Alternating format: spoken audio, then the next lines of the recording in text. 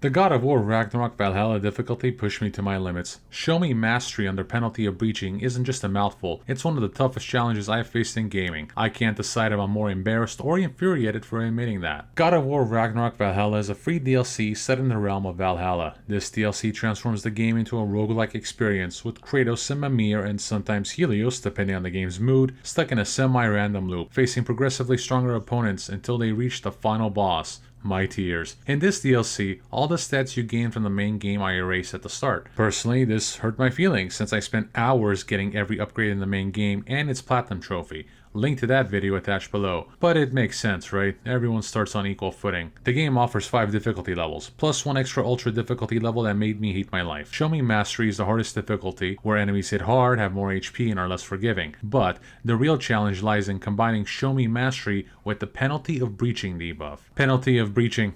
Get it?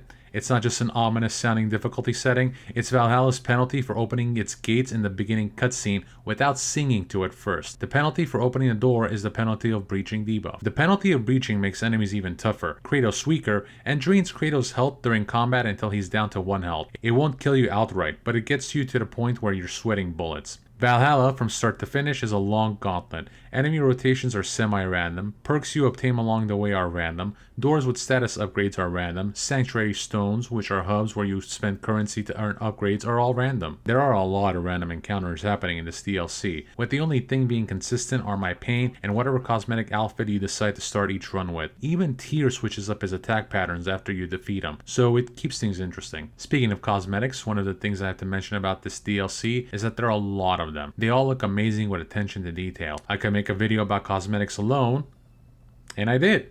It's in the link below. The point being, there's a huge variety of cosmetics, all unique in both appearance and how they're obtained. None of them add any effects to Kratos, they are strictly for visual purposes, and can I just say, I love that. I didn't have to pay for them, I had to earn them, and it felt like a great reward. I'm happy beyond belief they went this route with the cosmetics. You have to earn your cosmetic reward, you can't just input a credit card. Honestly, the only real complaint I have about the cosmetic system is that you can't change anything about Mimir.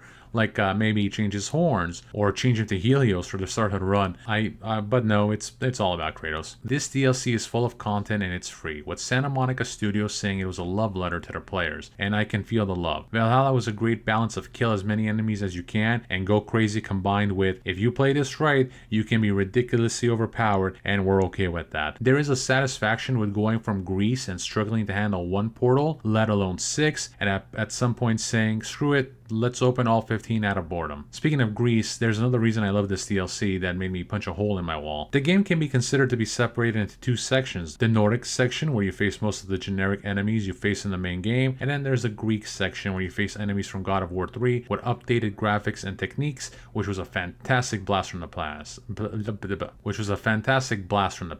There is a satisfaction in facing old enemies in new ways with upgraded everything, gameplay mechanics, graphics, sound, and you can even do it all as young Kratos after you complete the main story as part of the DLC, which isn't too hard or long. They actually found a good reason to bring back some original enemies, and it was well done. It was a nice throwback. I feel like now's a good time to mention, I'm so glad Atreus was in this DLC. I kinda needed a break from him. Now, with all these compliments being said, let me remind you how I started this video. I hated the grind. I hated dying over and over and over again. I hated dying to Tyr under the hardest difficulty after I was so damn close to beating him. I hated that sometimes I didn't get the rune or weapon or relic or perk I wanted when I started a new loop. Did I mention that I hated Helios because he spends his entire cameo time bitching? I especially hated my luck during some runs. For example, Valhalla has burdens. If you choose to complete these completely voluntary burdens, you get extra perks. I can't tell you how many times I got a burden that automatically put Bifrost on me for killing an enemy, and the next door I opened had an enemy that spawned dozens of mini mobs where one little small hit immediately dropped me down to 1 health. It's infuriating. I hate the elves, both light and dark. They run away from me too much, they dodge too fast, they spend too much time in the air, and they're cheap. I hate the mobs with shields because I have to spend an extra 10 10-second shield breaking them, but they have too much health, so I have to shield break them again, over and over again, so I can finally kill them, wasting my time and testing my patience. So why did I put myself through this if I hated it so much? Because it's an obsession. I wanted to prove to myself, and of course you, the viewer who clicked on this video by accident, the toil I went through. It was a Val grind, and I wanted someone out there, anyone, to read my Twitter post that I completed the challenge and got the most disappropriate reward in video game history, next to the gift of friendship reward for collecting all the Korok seeds in Breath of the Wild. You obtain the Ron of the Nine Realms, a Ron that's put on the front of your shield, the part that you look at the least while playing this DLC. It's worth nothing. Valhalla is a challenge. It has its annoying parts, but for the most part I couldn't put it down. Even after unlocking everything, I kind of wanted to keep playing. I'm sitting here nearly a year later hoping they add even more to this DLC, just so I can have a reason to go back. But if you do go to the extreme levels and difficulties of this DLC, know that it is very hard. It will consume a ton of hours, and even after completing it, a part of your soul will want to go back. Thank you for watching. Like, comment, and subscribe. See you in the next one.